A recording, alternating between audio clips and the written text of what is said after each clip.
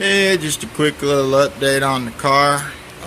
Pretty much done with the discovery phase. I've had everything apart now. Pulled all the body panels and everything off, the spares. And I've dropped everything except the floor pans, the engine, and the tranny. And basically, this is a little makeshift shop that I got set up. Over here is there's takeoff parts and shipping and receiving. These are projects and works in progress over here, and in lieu of having a proper toolbox, I've just sort of scattered things to the wind right now. But I do have all my electrical stuff over here ready to go. Start on the rewire end of it, and of course I can get her off the ground and get underneath it if I can.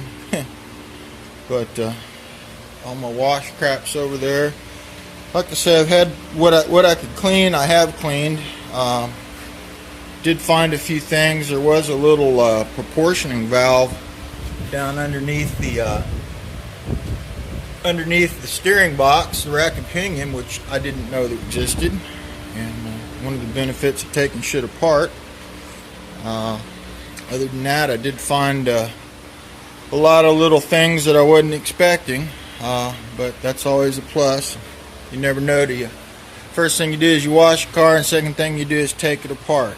I did find under the tank there was also a little shut-off valve for the gas. I've got the engine stripped pretty much down. All I got to do is pull the exhaust and a couple wires, and it's got 4 bolts holding it up. I'm going to drop the engine, clean up these jugs a little bit. They've been in the desert forever, and gonna have to pull the valve heads and valve covers, replace the push rod tubes. But other than that, I'm not gonna have to crack the cases.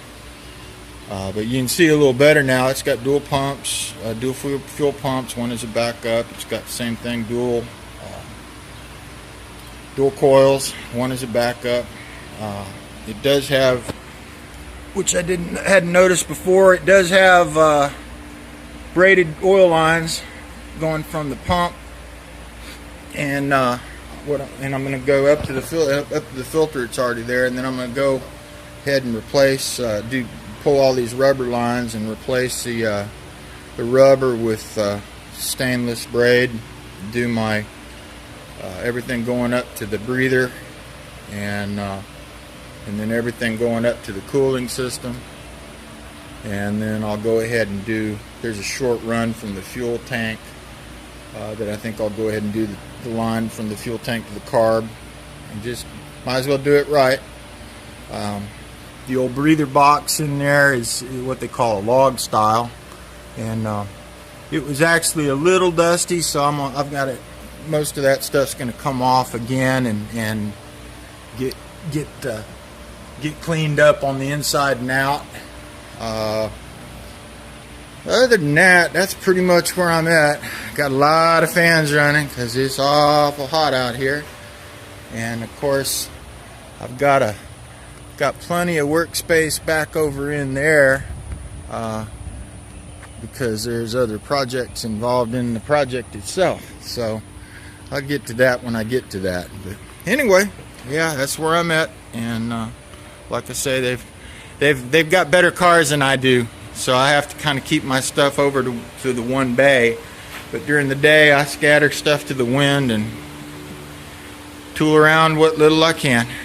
But I'll keep everybody updated on what happens as we get the engine out and fixed back up.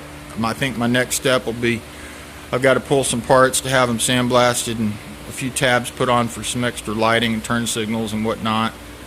And then after that, everything comes off the body, or all the body panels and floor pans will have to come off, and I'm going to have to determine whether I need to take the frame to be sandblasted or if I can just get away with doing it by hand. I won't know that till I get those floor pans off. But that's where we at. Adios.